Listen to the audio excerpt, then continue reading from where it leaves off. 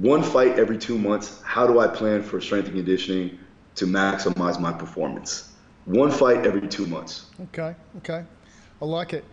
As you touched on before, there needs to be something concurrent happening all the way through your training year, because if you're competing every other month, you may get one block done, one, say, 4-week block done, shifting into a second block, with a fight just around the corner.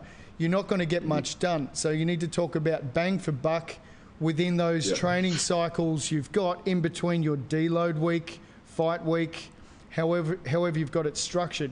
So I would suggest, just like Phil touched on earlier, work with some kind of concurrent or conjugate approach where you've got multiple different modalities happening within each microcycle, within each training week.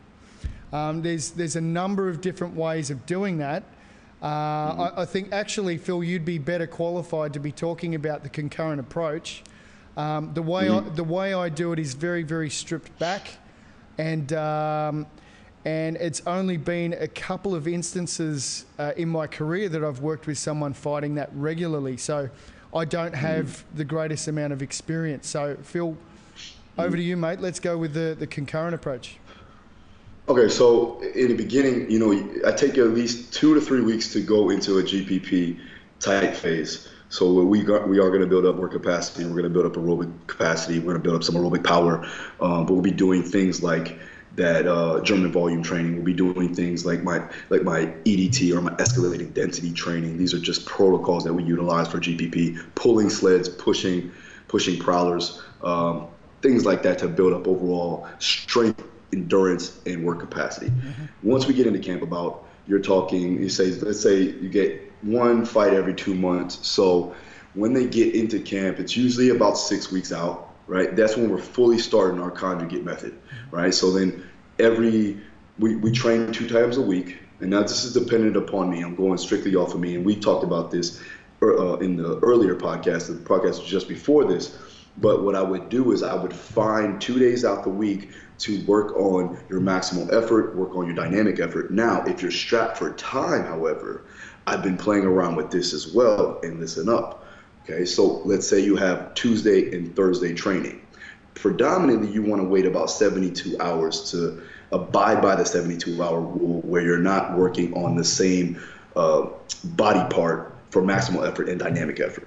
Now, here's the way you can negate that or go over that law. Okay, you take your explosive power or your dynamic movements, you use only ball throws and jumps. So you're doing jumps and throws. You're not really doing barbell lifts that mimic what you did for max effort, but you're still getting explosive power and a little bit of speed strength. So you're still getting the adaptation, but you're not working that same bar movement. Okay. Now, so on Tuesday, let's say you do an upper body explosive power movement. On Tuesday, that same Tuesday, you're going to go in the weight room and you're going to do a max effort lower body movement. So you're getting max effort lower, you're getting explosive power upper. Okay. You take Wednesday, I would probably do some aerobic capacity work for some restoration. Okay. On that Thursday, you go ahead and flip-flop that. Now you're doing lower body explosive power work, which is basically going to be jumps, right? Box jumps, maybe some depth jumps if you have the strength to do so, or some hurdle hops, things like that, low-level plyometrics, right?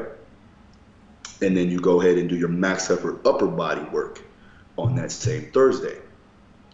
Your accessories and your supplemental lifts are going to be dependent upon what you did for that max effort lift, okay? Your aerobic work on that day, let's say you're strapped for time and you need to get all the energy systems throughout that day. You work your anaerobic alactic work with your upper body. So you're working your anaerobic alactic upper body on your upper body plyometric day.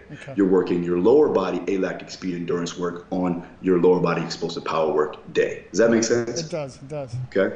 So we're still working the same energy system for your aerobic work as you were with your quote unquote performance or strength work, right? Yeah. Okay. So you're not throwing the organism in 2 different directions, and we're still working systematically through the conjugate model. Yeah, it's good. And that's how you get All right. Now on the Friday cleanup work, you can still do your mobility if you want. If you throw in some FRC like I do, or if you want to just work on joint restoration, some aerobic capacity work, something that's going to help them when it comes down to longevity, and that's what we do on Fridays. So with that being said, how you have to also take into account as a fighter, how strong are you, right? If you're very strong, you can take a longer taper. You can taper 12 days, maybe even 14 days without having to lift heavy loads because you'll maintain your strength for a longer time. Now, if you're a female, a lighter female, let's say, for instance, I have Tisha Torres, she's been hitting PRs every week with conjugate. We've been hitting 5, 10-pound PRs every week. And you can see on my IG that she's hitting, she just hit 255 on the sumo the other day. Okay. And she's only 122 pounds. So it's going good, right? But for her, I would not taper her. I would only taper her about a week to a week and a half out, depending on her weight cut, right? But since she's not cutting a lot of weight, we can still keep that strength adaptation going. We can still work on those parameters closer to the fight, which is going to carry over into the fight, and she'll never decay that strength. So it really depends on how strong you are.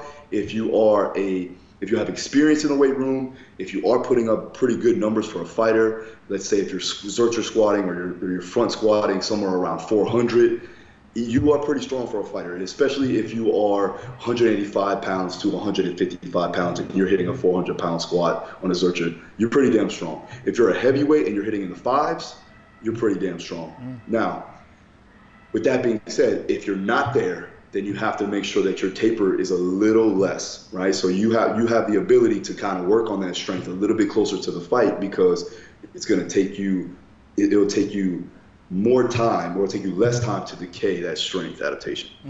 That makes sense, right? Yeah, it's great. It's great.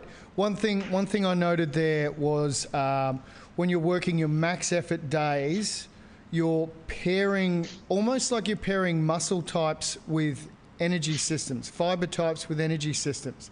So real fast twitch, max effort stuff with your high threshold anaerobic sprint stuff, right? Is that what I'm hearing? Yep. Yeah. Basically, yeah. So, and I wouldn't, let's say, the way you would mess that up, however, is if you were to do, let's say, for instance, on a lower body explosive power day, you did, or let's say, my bad, if you did on a lower body strength day, you went and did some anaerobic threshold work on your aerobic work for your lower body, right? So if I was pushing the prowler, creating lactic in my legs after I just max effort lift, now we're in trouble there, right? Because you could cause injury that way, and then you're throwing the organism in two different directions. Remember, a max effort lift, you only got about four, maybe 6 seconds at the most to strain, right? But when we're working in anaerobic threshold, we're doing it for a longer time, right? We're getting into higher amounts of energy output, right? When it comes down to an overall volume perspective, because we got to accumulate lactate. So, so you want to make sure when you're doing your aerobic work, so let's say that day would be more explosive power for the upper body. Okay, so now we'll work on explosive power for the upper body. We'll do that anaerobic alactic work for the upper body, so we're still working the same energy systems. Yeah. Does that make sense? So it may be something like battle ropes for, a limited amount of time, maybe 6 to 10 seconds, making sure you're staying in that ATP range, and you're not dipping into that threshold work, throwing the organism in two different directions and potentially causing an injury down the line.